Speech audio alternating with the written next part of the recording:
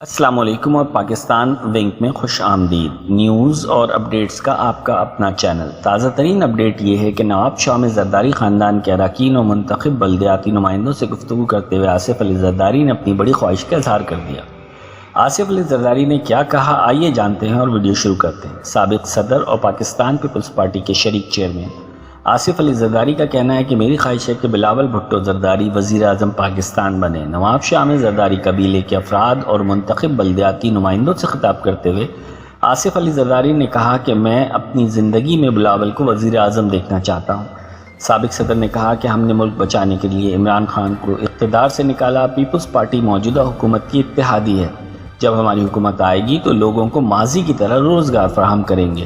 اپنے خطاب میں انہوں نے کہا کہ میں نے آپ لوگوں کے لیے بہت کچھ کیا ہے، آپ میرے والد کے بعد میرے ساتھ رہے، اب آپ لوگوں کو بلاول اور آصفہ بھٹو کا بھی ساتھ دینا ہے۔ ان کا کہنا تھا کہ ہمیں چاہیے کہ آپس میں اتحاد اور اتفاق قائم رکھیں، آنے والی نسلوں کے لیے کام کریں اور محنت کریں۔ یہ چند اہم نکات آصف علی زرداری کی تقریر سے اخذ کیے گئے ہیں۔ ویڈیو دیکھنے کا بہت شکریہ۔ آج کی ویڈیو میں اتنا ہی۔ مزید اپڈیٹس اور خبروں کے لیے پاکستان ونگ کو لائک اور سبسکرائب کر لیجئے۔ شکریہ۔